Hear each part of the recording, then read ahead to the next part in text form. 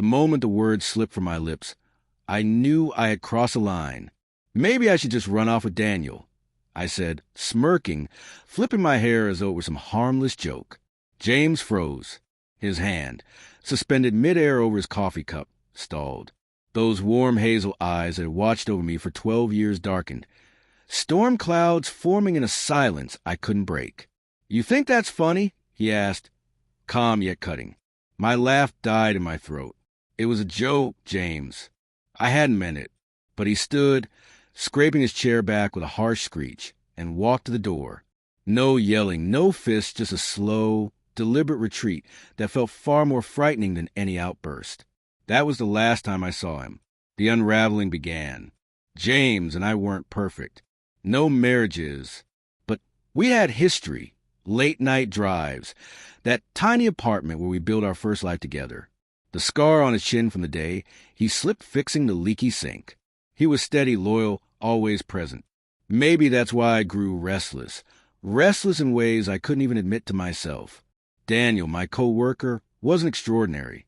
Tall, charming, too flirtatious. Yet he made me feel noticed in ways James hadn't lately. Or maybe I convinced myself of it. So when I dropped his name in that careless joke, I didn't realize I was holding a loaded gun. James didn't come home that night. Or the next. His phone went straight to voicemail. His car was in the driveway. His clothes remained neatly in the closet, but it was as if he had vanished entirely. At first, I told myself he was just cooling off, that he'd return once the sting of my words faded.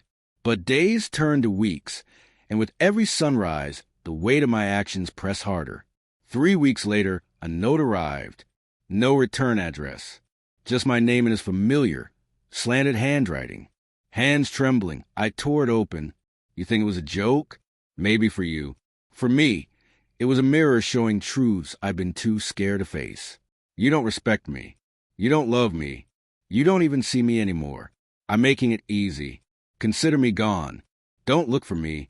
The words blurred as tears streamed down my face. He wasn't bluffing. He wasn't hiding in a hotel, waiting for me to apologize. He was gone. And the terrifying part, he meant it. The guilt consumed me. Everywhere I went, I saw him. At the grocery store, I'd reach for his favorite cereal before remembering he wasn't there. At night, I'd roll over expecting his warmth, only to find cold, empty sheets. Friends asked where he was. I lied at first, saying he was traveling for work. But questions persisted. My stories grew thinner, fragile. Soon, whispers replaced questions. Everyone sensed our marriage had cracked. I stopped hearing from him entirely. Social media silent. Emails bounced. Accounts deleted. James had scrubbed himself clean from the world. And the cruelest irony, I hadn't cheated. I hadn't touched Daniel. I hadn't even wanted to. My joke wasn't desire. It was reckless, impulsive, testing the boundaries of James's love. I got my answer. Months later, I finally saw him again, not by accident. A friend of a friend spotted him working at a repair shop 2 towns over. Heart hammering, I drove there, certain it might burst. He looked different, thinner, sharper jawline, messy hair, but he was still James. Why, James, I whispered as I stepped inside. He froze and slowly turned. The storm in his eyes was gone, replaced by emptiness, like a well run dry. "What are you doing here?" he asked flatly. "I had to see you." To explain, it was a stupid joke. That's all. His laugh was bitter. "Do you know how pathetic it feels to hear your wife joke about another man? Nights I lay awake, wondering if maybe you weren't joking at all, that maybe you wanted him." I shook my head, tears blurring my vision. "No, James. Nothing happened. I swear, there was nothing between us." "There could have been," he said, stepping closer. "The fact you even dangled that in front of me told me everything I needed to know." My knees buckled. "Please, don't throw everything away over one mistake." He stared long, then shook his head. "It wasn't one mistake. It was years of being taken for granted. That joke was the final nail."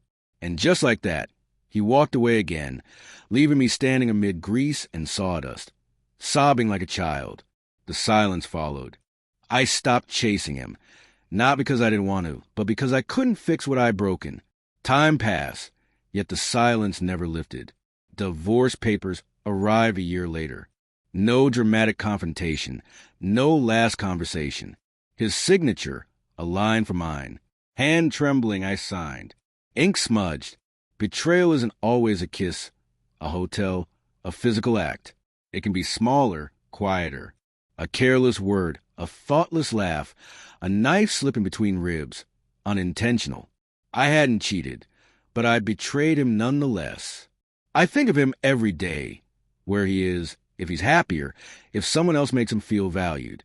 Sometimes at night, I whisper his name into the dark, hoping he might hear it. But he's gone, and I was the one who pushed him away. All because I couldn't resist a joke that wasn't funny. The last time I saw James was 2 years later, across the street at a cafe. He was laughing, genuinely, with a woman I didn't know. His hand rested lightly on hers. She looked at him with the admiration I once gave.